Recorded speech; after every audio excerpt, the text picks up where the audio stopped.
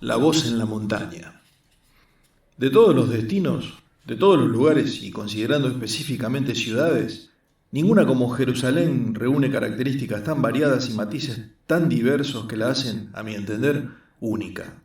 Es una ciudad históricamente fundamental, desde tiempos remotos ha marcado el pulso de la humanidad. Se la han disputado en terribles guerras pueblos de distinta procedencia, ha sido atacada, invadida, parcialmente destruida y vuelta a reconstruir varias veces, y ha sido, es y seguirá siendo visitada y venerada por millones de personas. Reúne y aglutina además tras sus murallas la diversidad de creencias que la hacen sagrada para tres de las más importantes religiones o movimientos de fe del mundo entero. Sin considerar las religiones asiáticas, Jerusalén es sitio de peregrinación, adoración y fe de cristianos en sus varias acepciones, judíos y musulmanes.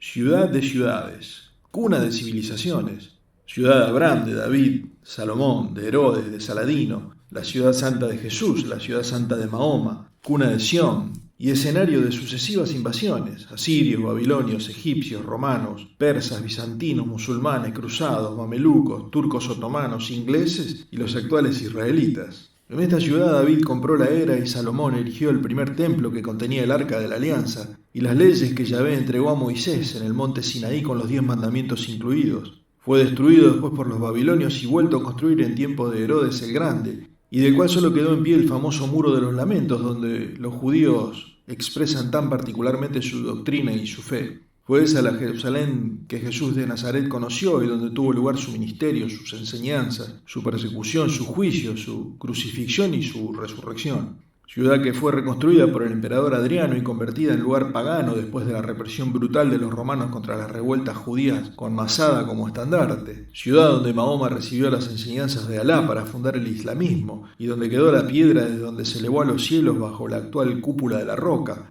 y que dejó 500 años de dominación musulmana después de que Constantino y su madre Helena la hubiesen convertido al cristianismo erigiendo la iglesia del Santo Sepulcro y después también de un fugaz paso de los persas. Reconquistada por los cruzados, en las que fueron algunas de las más terribles batallas de la historia del hombre, volvió al dominio musulmán por Saladino y los mamelucos en el año 1187 hasta que fue invadida y dominada por los turcos otomanos en 1516 y hasta 1917, cuando, tras la Primera Guerra Mundial, los británicos la comandaron, soportando las crecientes luchas de los fundamentalistas sionistas en su lucha contra los árabes, hasta el más reciente de 1948, en que, terminada la Segunda Guerra Mundial, se creó el actual Estado de Israel por decreto de la ONU, que trató de internacionalizarla y comandarla sin éxito por oposición de las dos facciones, y a partir de entonces la más contemporánea lucha entre jordanos, palestinos, sirios, libaneses, egipcios y todo el mundo árabe contra los judíos y su sostén norteamericano. Hasta que con la Guerra de los 6 días, Israel redefinió los límites, aunque no cesaron las escaramuzas, conflictos, actos de terrorismo, invasiones y ataques de ambos bandos.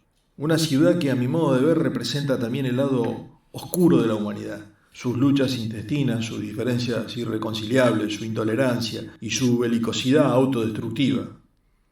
Y hacia allí nos dirigíamos, vía Ezeiza, Frankfurt, con Lufthansa, y desde el aeropuerto germano en combinación con Air France hasta Tel Aviv. El aeropuerto Ben Gurión, no muy grande, y con extremas medidas de seguridad. Después de pasar todos los controles, nos esperaba un receptivo con un cartel con mi nombre que nos llevó en combi hasta el Hotel Jerusalem Gate, bueno, moderno y cómodo. Lo que nos llamó la atención fue la frialdad de la recepción, no había botones, por lo que tuvimos que cargar con los bártulos nosotros mismos, y el conserje nos hizo el check-in de muy mala gana, como si le molestásemos. No me dio prácticamente bola cuando le pregunté por la zona y lugares para cenar, ya que estaba cayendo la tarde, y nos mandó a la habitación solos, sin que nadie nos acompañase. Raro, considerando que su sueldo depende del turismo. En fin, ya estábamos en Jerusalén. La vista desde la habitación era muy buena. Abarcaba gran parte de la ciudad, nos había tocado el piso 9, y el barrio abajo se notaba moderno y tranquilo, y muy cerca de una gran avenida de 2 manos con 3 carriles cada una. Esa misma noche pudimos comprobar una característica de Jerusalén, o más bien del pueblo judío, que no habíamos tenido en cuenta. Como veníamos cansados del viaje, decidimos cenar en el restaurante continental del hotel. No teníamos la cena incluida y no era muy barato, pero no daba para andar caminando y buscando. El lugar estaba bueno, tipo autoservicio de entradas, platos principales y postres, y los mozos llevaban las bebidas a la mesa. Cuando estaba con mi platito eligiendo entradas, me di cuenta que el muchacho que estaba sirviéndose al lado mío llevaba un fusil en bandolera. Nunca supe mucho de armas, pero era una especie de rifle con un cargador curvo, como los que se ven en las películas de acción, y grande, porque le atravesaba toda la espalda, y el cañón le sobresalía por uno de los hombros. El tipo, muy naturalmente, se sirvió en su plato y se fue para una mesa lleno de chicos y chicas de su edad, algunos con uniforme verde oliva y otros vestidos así nomás de civil, como el que había estado a mi lado, con vaqueros, una camperita y zapatillas. Asombrado y bastante alarmado volví a la mesa y le comenté a Mirta, aunque restándole importancia porque si no aquella se iba a empezar a cagar en las patas. Cuando fui a buscar el plato principal pasé más cerca de esa mesa y vi que abajo, entre los pies de todos los ocupantes, había un montón de armas, fusiles, metralletas, y arriba en una punta donde no comía nadie, varias pistolas 45. A la mierda, me acuerdo que pensé. Acá descorchan una sidra, los pibes empiezan a los tiros y somos boleta. Pero nadie decía nada, ni el personal del hotel, ni los otros comensales y turistas, así que evidentemente era muy común o normal. Y sí, como vimos varias veces después allí y en otras ciudades, Israel era un país en guerra. Mucha gente iba armada, y se advertía un estado de tensión y una actitud de alarma permanente. Ellos convivían con eso, pero para nosotros no era muy cómodo que digamos. Por suerte esa noche no pasó nada y nos fuimos a dormir tranquilos. Al otro día empezaba el tour que habíamos contratado. Nos habían dejado una nota en la habitación indicándonos la hora en la que debíamos estar listos en el lobby con un programa de visitas previsto, y Jerusalén nos esperaba. A la hora señalada nos unimos a un grupo numeroso donde había varios brasileros, muchos mexicanos, colombianos y una pareja de chilenos con quienes simpatizamos y congeniamos rápidamente. El primer guía que nos tocó, un tal Tony, era un poco soberbio y se hacía medio el canchero constantemente. Usaba un sombrero vaquero blanco, según él, para que lo identificásemos en lugares atestados de gente, y nos explicó de entrada que como en esos días se conmemoraba la creación de Israel, recibirían la visita del presidente yanqui, Bush, por lo que habría calles cortadas, zonas sin acceso y se multiplicarían las ya rigurosas medidas de seguridad. Nos explicó que por dicha situación cambiaba el itinerario previsto. Iríamos primero al Mar Muerto por la mañana y por la tarde visitaríamos Masada. Nos subieron a un colectivo y salimos.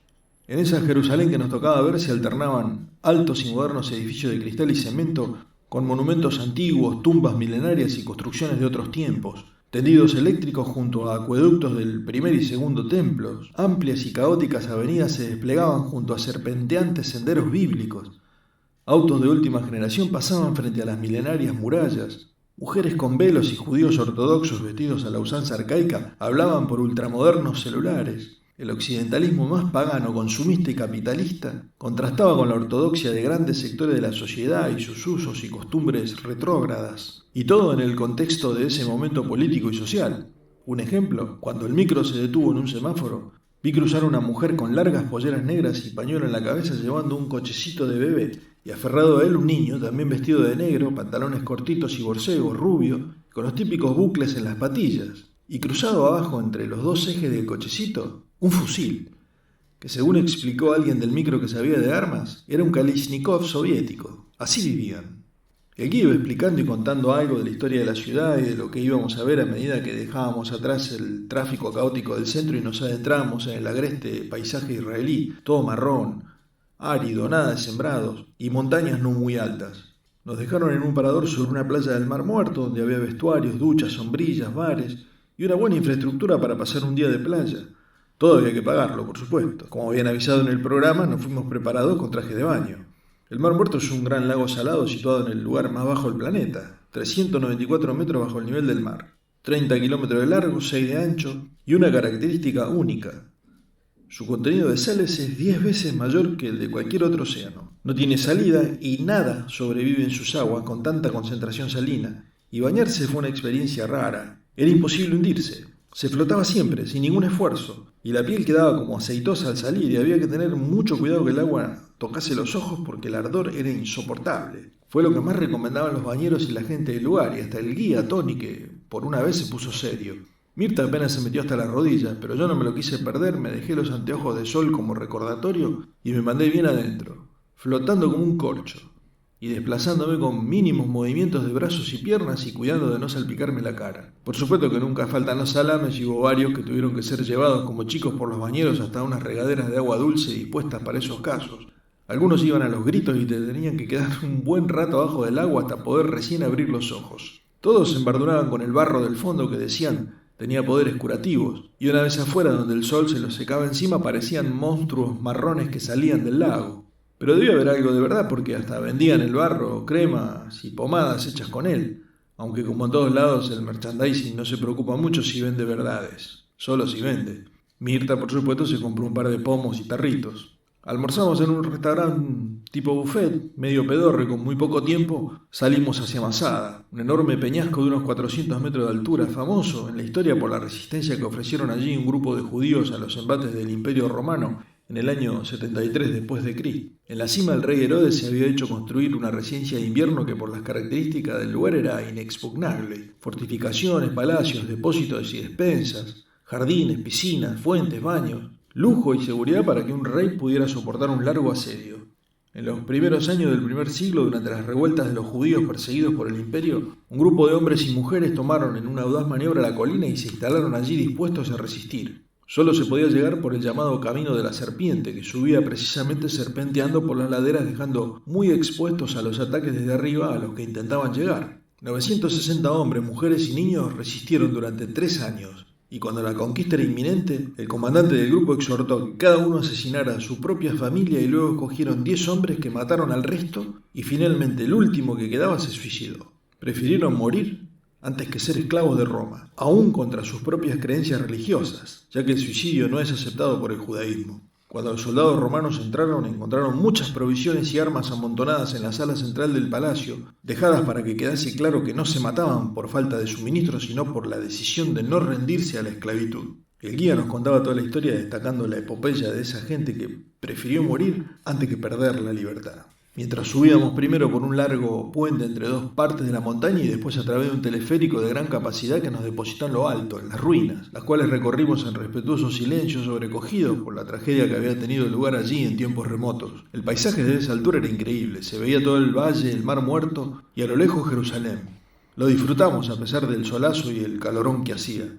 Al fin, ya cayendo la tarde, volvimos al hotel y cenamos en una pizzería que había en una especie de shopping, con patio de comidas incluido que quedaba en el subsuelo del hotel. Me acordé del conserje, el cual le había pedido datos y ni me había mencionado lo que había en el propio hotel. ¡Qué atorrante! ¿Iría prendido con lo que recaudase el comedor del hotel? En fin, quedó demostrado que sorongos hay en todos lados. Al otro día, una vez completado el micro tras recoger gente en distintos hoteles y con otra guía, una tal Eli, comenzamos el recorrido por Jerusalén, pero por el tema ese de Bush, otra vez hubo que cambiar el programa y en lugar del Monte de los Olivos y otros lugares previstos nos llevaron a Belén. Y ahí empezamos a vivir aún más el tema de la guerra y el odio. Como Belén quedaba del lado palestino, un par de cuadras antes de llegar al límite la guía se bajó, diciéndonos que cruzaríamos solo, con el chofer que era árabe y tenía permiso. Ella no, y ya del otro lado subiría otro guía palestino, y que tuviésemos preparados los pasaportes pues subirían a controlar. Pasamos la línea divisoria atravesando muros y empalizadas coronados con rollos de alambres de púa y garitas, donde se advertían soldados armados, al igual que cada tanto a lo largo de todo el muro. Nos pararon y subieron 2 soldados palestinos fuertemente armados, incluso con racimos de granadas colgando de sus cinturones y con los fusiles amartillados. Como nos había explicado la guía Eli, teníamos que mostrar el pasaporte abierto en la hoja de la foto, que los ñatos miraban a medida que pasaban por el pasillo del bondi. Yo estaba del lado del pasillo y ver pasar al lado de mi cabeza los confites de esos no fue nada agradable. ¿Qué hubiera pasado si los tipos hubiesen visto algo raro? ¿O si se hubiese infiltrado entre los pasajeros algún terro judío? ¿Hubiesen tirado? Por suerte pareció que los tipos se conformaban con las caras de salames asustados de todos y solamente le pidieron que mostrase más detenidamente los documentos a los colombianos. ¿Por qué? Nunca supimos. Mientras los 2 soldados estaban arriba, otros con una varilla con un espejo en el extremo miraban y revisaban abajo del micro buscando bombas. Tras ese grato y sensible recibimiento, pasamos y se subió otro guía que dijo llamarse Jorge, que comenzó a explicar todo el procedimiento una vez que llegásemos. El ómnibus nos dejaría en un estacionamiento donde quedaría esperándonos y de allí teníamos que caminar unas 5 cuadras hasta la iglesia. El tipo recalcó varias veces que no nos teníamos que detener por ningún motivo y teníamos que mantenernos todos juntos, no hablar con nadie, no aceptar nada de nadie ni aunque nos dijesen que eran regalos de bienvenida, no entrar en ningún negocio ni pararnos a ver vidrieras, que a la vuelta nos llevarían a tiendas seguras a comprar lo que quisiésemos, no darle nada a los chicos que pedían limosnas, no interactuar con nadie, en definitiva.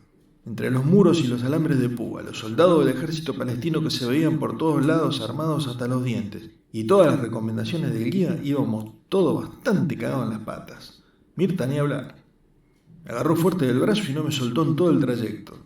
La pequeña localidad de Belén, cuyo nombre en hebreo significa casa de pan, estaba situada en un paraje montañoso y habitada por árabes cristianos y musulmanes. La tan conocida historia cuenta que José y María, encinta, tuvieron que desplazarse hasta Judea para lo que se denominaba empadronamiento, una especie de censo que escondía los fines de Herodes de encontrar al niño anunciado como Mesías y asesinarlo. En esa mísera aldea María tuvo que dar a luz y estando llenos todos los mesones, como se llamaban en aquella época los albergues, se detuvieron en un establo de pastores y en un pesebre nació el niño Jesús. Sobre ese pesebre parecía una cueva se había erigido la iglesia de la Natividad. En el siglo IV, el emperador Constantino, convertido al cristianismo por influencia de su madre Helena, construyó allí una gran iglesia. Primero excavando un gran agujero en el techo para que los fieles pudieran observar el santo lugar y luego erigiendo un altar octogonal sobre él. 200 años más tarde el emperador Justiniano lo reconstruyó más o menos como lo veíamos en ese momento y le colocó un frontón de mosaicos con la figura de los Reyes Magos vestidos al estilo oriente. Se dice que por eso esa fue la única iglesia que no fue destruida por la invasión de los persas en el siglo VI. La basílica es actualmente compartida por cristianos armenios, griegos ortodoxos y latinos. Tiene una nave principal con 4 hileras de 12 columnas cada una, de piedra parda, y el techo estaba adornado con roble, donado por Eduardo IV de Inglaterra y el duque Felipe de Borbón en 1482, y en el piso hay como escotillas por donde se puede ver el piso original.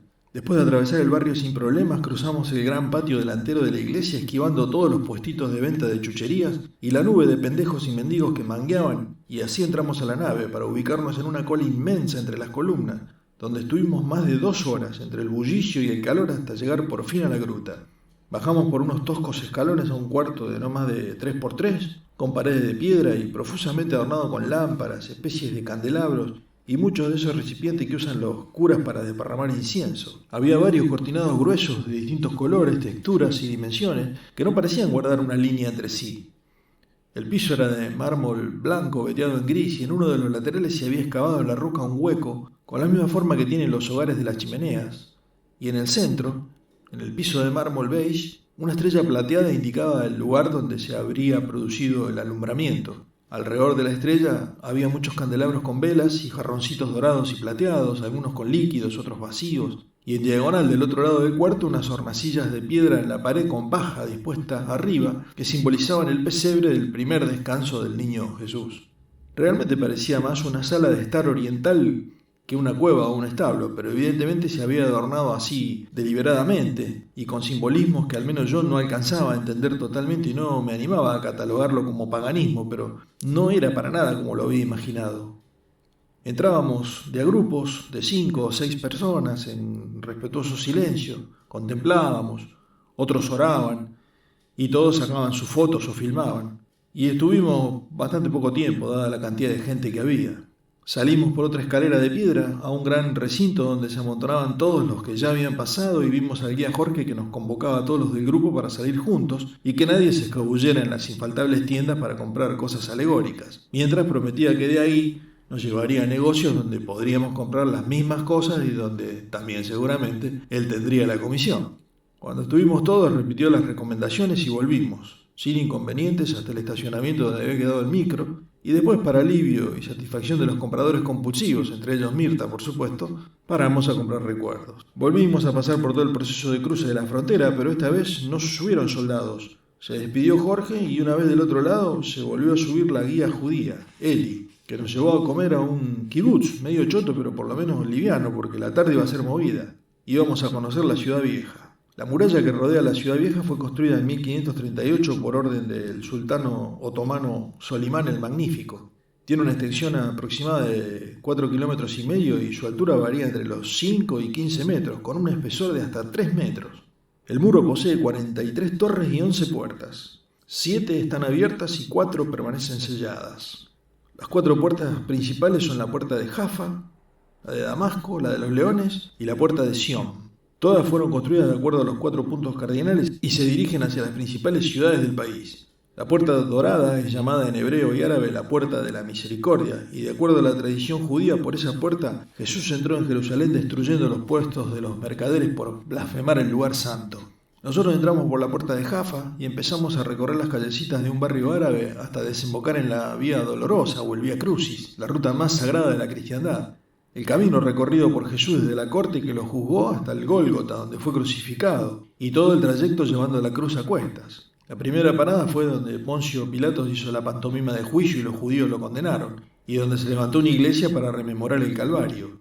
Recorríamos las calles y parábamos en las señales que indicaban las estaciones donde Jesús había caído, donde lo había atendido su madre o alguien lo había ayudado. En algunas había solamente marcas en los muros, en otras se levantaban pequeñas capillas, pequeñas iglesias, pero realmente todo ese camino fue un desafío a la fe. De más está decir que nada se conservaba como entonces. La guía nos explicó que se estimaba en 3 metros más abajo el nivel de la ciudad en aquellos tiempos. Pero además el caos era total. En todas las callejuelas y pasadizos había negocios de todo tipo, desde verdulerías, pescaderías, carnicerías, hasta venta de artículos electrónicos y tiendas de ropa, por supuesto de souvenir para el turismo, el olor característico de los pescados, nauseabundo, manteros vendiendo CDs y DVDs truchos, puestos de comida en las calles sin veredas, sin ningún tipo de higiene, todos voceando sus mercaderías, bandadas de pendejos mendigando, mendigos tirados en los rincones sumidos en sus orines y sus excrementos,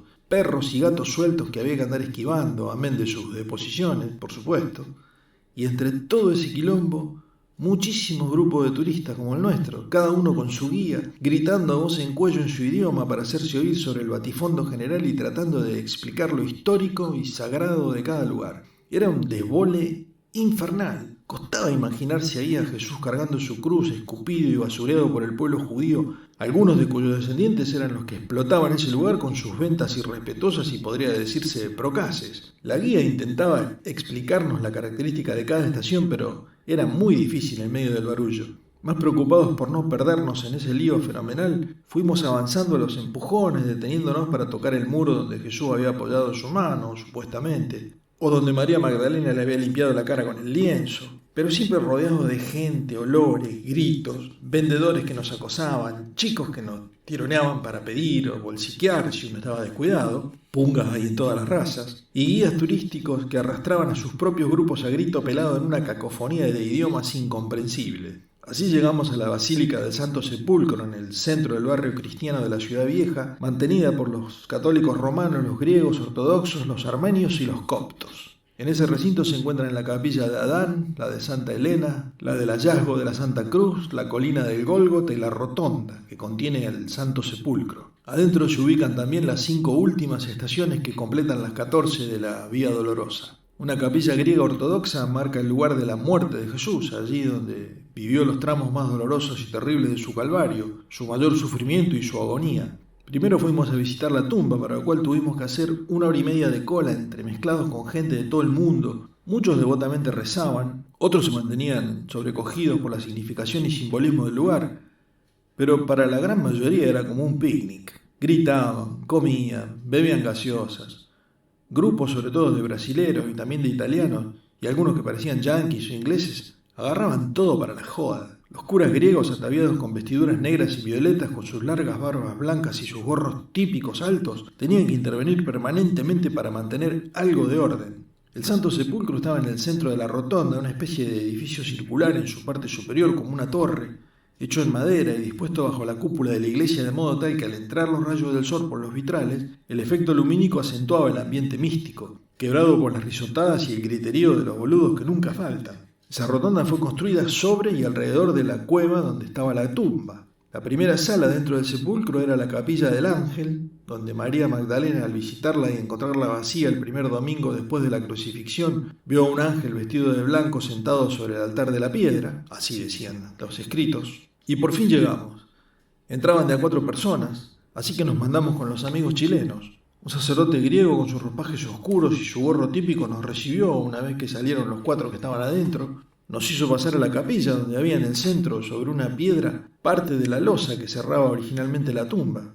Una vela encendida, sobre cuya llama nos tomó la mano y nos la hizo pasar por arriba en un ritual cuyo significado no supimos, y recién entonces entramos a la gruta. Resaltaba una losa de mármol blanco, donde se habría depositado el cuerpo exánime de Jesús y desde donde resucitó. Sobre la tumba había 3 bajorrelieves que representaban la resurrección y 42 lámparas que ardían día y noche, 13 para cada una de las comunidades griega, católica y armenia, y 4 para la de los coptos. El lugar era pequeño y angosto, y nos apretujamos allí sumidos en el silencio y reflexión, contemplando uno de los símbolos más grandes de la historia del cristianismo. Pasé la mano sobre la piedra con una mezcla de emociones, sobre todo agradecimiento por haber llegado allí, con mucho respeto y emoción. Al menos en ese mínimo espacio y en esos breves momentos pude desarrollar cabalmente todos los sentimientos. El cura nos vino a buscar para hacernos salir y dejar paso a otros, y ya más tranquilos y complacidos empezamos a recorrer los otros lugares. Pasillos, salas, capillas, altares, grutas, bóvedas,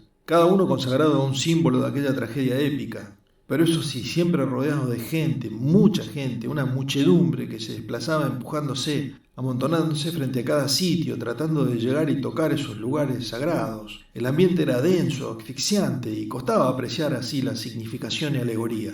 En total sería como una cuadra cuadrada, quizás no tanto. Una escalera atestada de gente llegaba a lo que habría sido la cima del Gólgota y el lugar donde había sido plantada la cruz, señalizado con una estrella plateada similar a la que habíamos visto en Belén, con un agujero central que indicaba dónde habría sido enclavado el poste. Pero eso lo supimos después y lo vimos por fotos, porque era tal la cantidad de gente que no nos pudimos ni arrimar, y Mirta casi se descompone por el calor y el abombamiento por el bochorno imperante. De todas maneras, no me cerraban las distancias.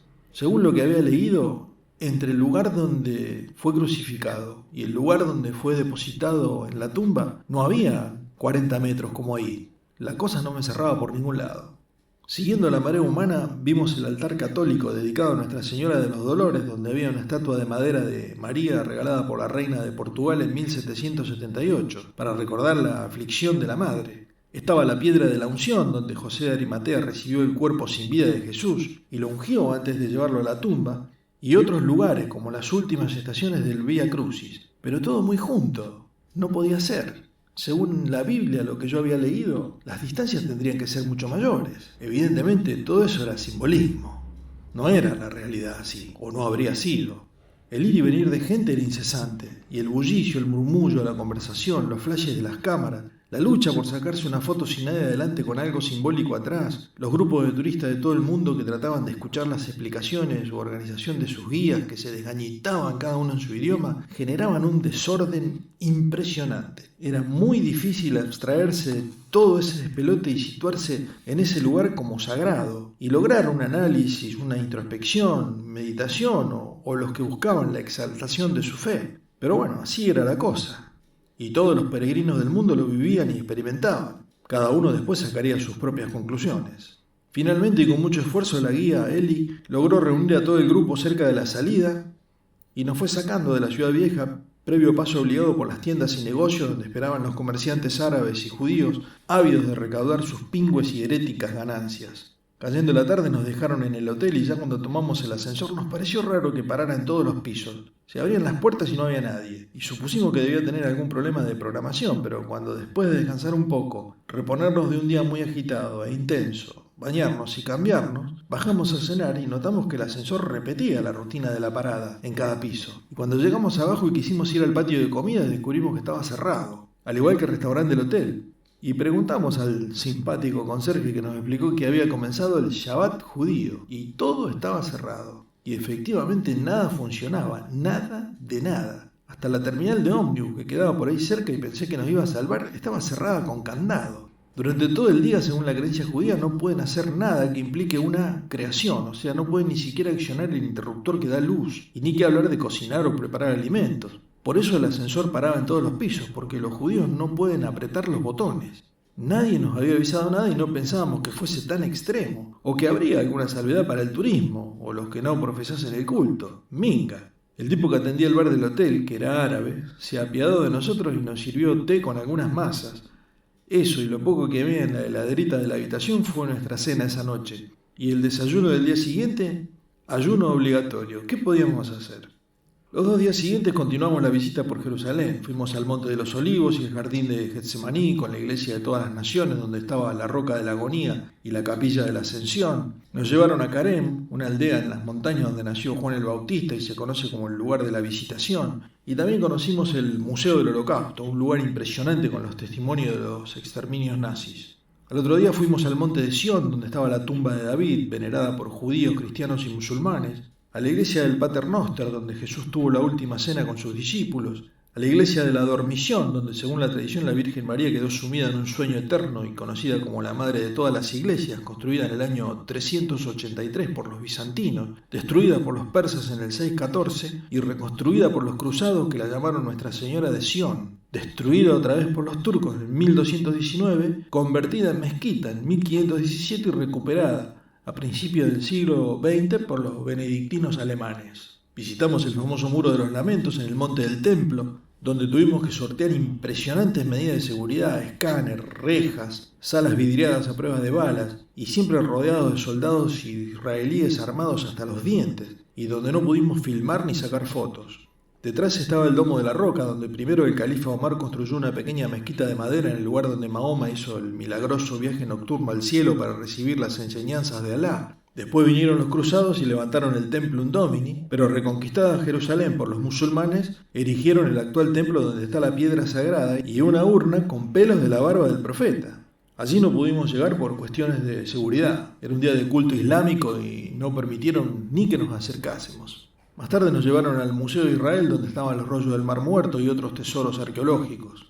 Y en todos esos lugares siempre la presencia abrumadora de gente y más gente, en grupos o solo, con un individualismo y egoísmo rayanos en la mala educación, la falta de respeto a los símbolos y lo sagrado, los comerciantes que buscaban su beneficio a cualquier costo, los mendigos ignorados, los niños pordioseros implorantes de ayuda, algunos caídos ya en la delincuencia, los curas, rabinos y exponentes de otras religiones que defendían ciegamente sus doctrinas tratando de imponerse al otro sin miramientos, tolerancia ni humildad. La contraposición, la antinomia, la antítesis y el contrasentido eran brutales y al menos a mí me generaban confusión y mucha tristeza.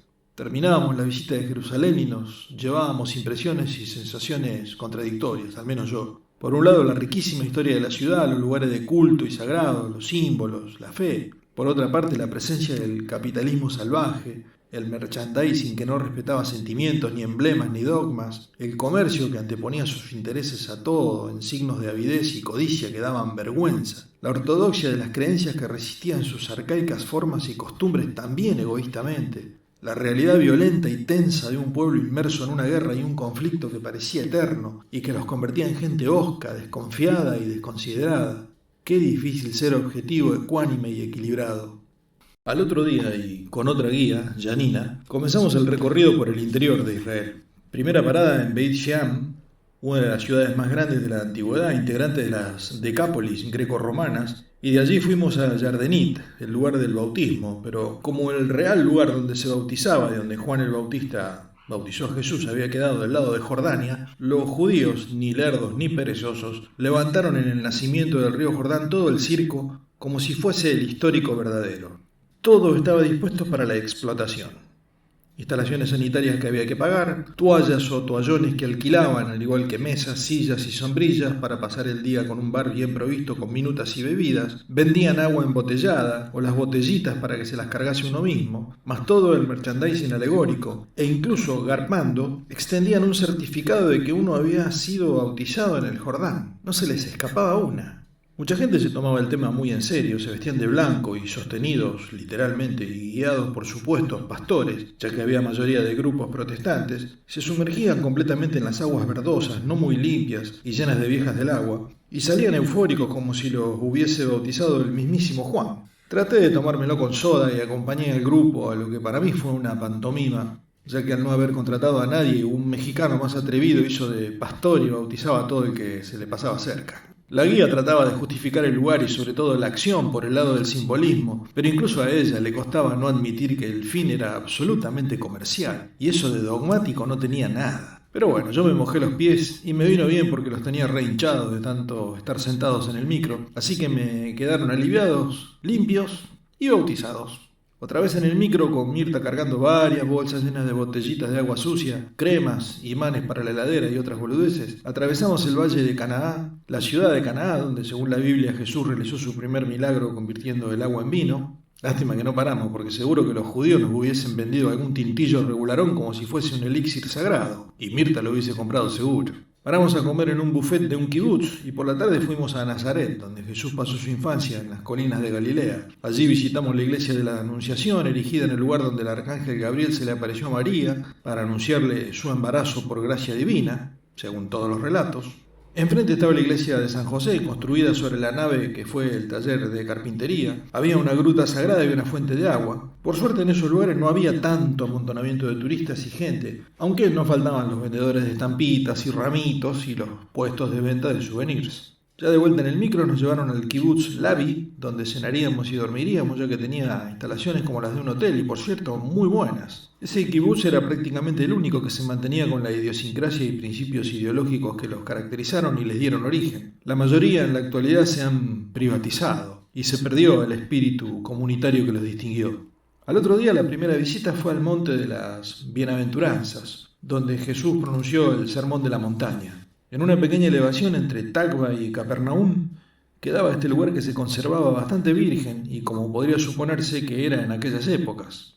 Éramos el único micro en el estacionamiento y 2 o 3 autos particulares, así que había poca gente, rarísimo. La guía nos reunió explicándonos la significación del lugar, nos describió lo que se podía ver, que no era mucho. Había una iglesia de los franciscanos y un convento, y el resto eran senderos y caminos por la montaña. Nos convocó de vuelta para 1 hora y media después allí mismo, donde estaba la infaltable tienda de ventas de recuerdo, y nos largó solos. Mirta se clavó en la tienda, y yo preferí recorrer un poco. El resto se mandó para la iglesia y el convento. Había senderos pavimentados y otros de tierra que se internaban en la montaña, subiendo en un ascenso cómodo. Apenas pasé la iglesia me quedé solo y me interné por uno de los senderos subiendo despacio, contemplando las vistas y arrullado por el viento que movía las hojas de los árboles y que daban la sensación de murmullos. Janina nos había contado que el lugar era bastante especial en cuanto al sonido y su propagación, como si fuese un anfiteatro natural, y que por eso Jesús pudo ser escuchado claramente en su discurso desde la cima por cerca de 5.000 almas, según citaban los textos del Nuevo Testamento. Llegué bastante alto. La tranquilidad y la paz del lugar daban para la contemplación y la reflexión, y creo que fue el único lugar donde me sentí con ánimo y en condiciones de introspección y meditación. Parecía que el viento traía las palabras pronunciadas 2000 años atrás, y allí no era tan difícil imaginarse el panorama de fieles creyentes y personas que buscaban ayuda o la palabra salvadora. Saliendo de los caminitos me interné entre árboles y palmeras pisando la misma tierra que el propio Jesús hubiese hollado, ensimismado en mis pensamientos. Desemboqué entonces en otro sendero pavimentado donde había un hombre trabajando en los bordes, colocando cuartos de ladrillos espaciadamente a lo largo del camino como señalización y guía con las puntas hacia arriba. Me sobresalté un poco, no esperaba encontrar a nadie por ahí arriba. El hombre levantó la cabeza y me vio. «Shalom», me dijo amablemente con una voz suave y profunda a la vez. Tendría unos 50 años, llevaba un sombrero de paja y vestía un mameluco azul algo desteñido y borceguíes negros. Tenía una palita en la mano y una pilita de ladrillos ya cortados que iba enterrando espacios regulares sobre el borde del sendero donde terminaba el pavimento y comenzaba la tierra. Llevaba barba, bien recortada, que empezaba a blanquearse en algunas partes, nariz aguileña y ojos marrones. «Buen día», fue lo primero que me salió. «Ah, español», dijo con un acento raro. «Argentina», le dije. Lejos, muy lejos», me contestó sonriendo. «¿Turista?», agregó. Hablaba bastante bien castellano. «Sí», le dije, «vinimos a conocer Israel». «¿Y? ¿Le ha gustado?», me preguntó sin dejar de sonreír. «Sí», le contesté, «muy lindo, mucha historia, pero mucha gente también, ¿no? Mucho lío. Acá sí que está tranquilo». No me salió mucho más. No le iba a confesar mis dudas y contradicciones, pero creo que dejé entrever mi decepción, o por lo menos me dio esa sensación porque el tipo me miró, suspiró, asintió y se quedó callado, y después bajó la cabeza como para seguir trabajando. «Bueno», le dije, «ya voy bajando, hasta luego», lo saludé. «Shalom», agregué recordando la forma de saludar de ese pueblo. Se tocó el sombrero sin contestar. Le pasé por al lado y empecé a caminar. Había hecho un paso nomás y me dijo, «¿Le puedo decir algo?». «Sí», le contesté intrigado. «No juzgue ni cuestione tanto lo que no entiende ni puede cambiar. Vea y acepte». Y tras una pausa más larga repitió, «acepte», y se volvió a agachar para seguir trabajando. Me quedé helado, no sabía qué decir. El tipo no me daba lugar a seguir conversando. Se dio vuelta, como dando por terminada la conversación después de largarme eso. ¿Tanto habría entendido mis sentimientos y pensamientos? «Bueno», balbucié desconcertado, «gracias y adiós». Y comencé a bajar ya sin parar. Miré para atrás, el tipo seguía trabajando concentrado, sin reparar en nada ni darse vuelta. Caminé despacio bajando mientras me resonaba lo que me había dicho el tipo y me puse a pensar. Desde que había llegado había estado criticando y quejándome de todo el ambiente y las situaciones que había encontrado, Y me daba cuenta que lo había hecho prácticamente ofuscado, enojado. ¿Pero por qué? ¿Con quién? ¿Sería que había llegado esperando ver otra cosa? ¿Y por eso había reaccionado confundido y resentido? ¿Por qué tenían que ser las cosas como yo quería o como había supuesto o esperaba? ¿En qué me había basado yo para hacerme una idea preconcebida? ¿Qué sabía de las circunstancias y experiencias que habían llevado a esa sociedad y a cada uno de sus componentes a ser así, a vivir así, a disponer así de sus vidas, a tomar y demostrar ciertas actitudes? ¿Qué derecho tenía a juzgarlo con mis valores y mis expectativas? Estaba prejuzgando y condenando casi sin saber, sin tener en cuenta los siglos de historia y vicisitudes que habrían ocurrido. ¿Y no había actuado así en todos mis otros viajes, en todos los lugares en que habíamos estado? Cuestionar y criticar lo que no me había gustado o no había cumplido con mis sueños y perspectivas, predisponiéndome incluso mal algunas veces, condicionándome a estar susceptiblemente descontento y decepcionado, perdiéndome entonces de apreciar muchas cosas. Seguía bajando despacio, tranquilo, pensando. El viento parecía repetir como un cuchicheo: acepte, acepte. Ya estaba casi abajo, retomé la callecita principal hasta donde estaba Mirta sentada en un banco con un par de bolsitas de nylon a su lado. Me senté a la par. ¿Fuiste hasta arriba?, me preguntó. Sí, le dije. ¿Y a la iglesia fuiste?, quiso saber. No, no entré, le contesté. Yo tampoco fui, me quedé descansando por acá, charlando con los chilenos. Después se fueron para allá. Clara quería ver la iglesia. Te vi hablando con aquel hombre allá, dijo como preguntando y me señaló arriba. Miré y allá se veía la silueta del tipo, chiquita, que seguía inclinado sobre el sendero trabajando. Lo saludé nomás, estaba arreglando el caminito, respondí. Me había quedado muy ensimismado pensando y pensando. Creo que ya nos vamos, me dijo, haciendo un gesto con la cabeza hacia el grupo nuestro que se aproximaba desde la zona del convento con la guía a la cabeza. ¿Querés ir a la tienda a ver si ves algo que te guste antes de irnos?, inquirió. No, le contesté. Vamos nomás. Y agregué, hay que seguir el viaje.